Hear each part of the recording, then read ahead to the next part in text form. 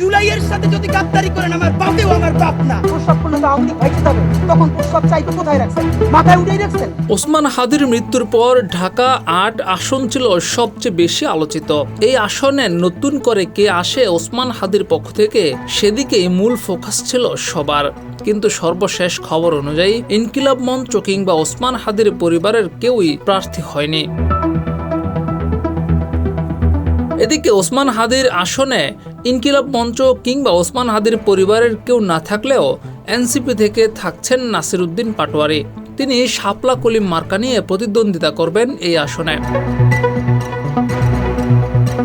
নাসিরউদ্দিন পাটোয়ারি জুলাই বিপ্লবের অন্যতম নেতৃত্বদানকারী ব্যক্তি ছিলেন।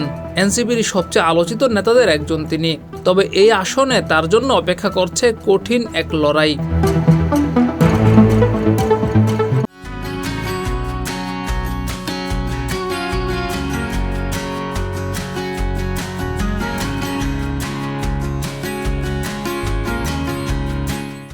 এই আসনের মানুষ ওসমান হাদিকে আপন করে নিয়েছিল। ওসমান হাদির ব্যবহার, অন্যায়ের বিরুদ্ধে বলিষ্ঠ কণ্ঠস্বর হয়ে উঠেছিল সাধারণ মানুষের। এই জায়গাটি নেওয়া তাই চ্যালেঞ্জ হতে যাচ্ছে নাসিরউদ্দিন পাটোয়ারির।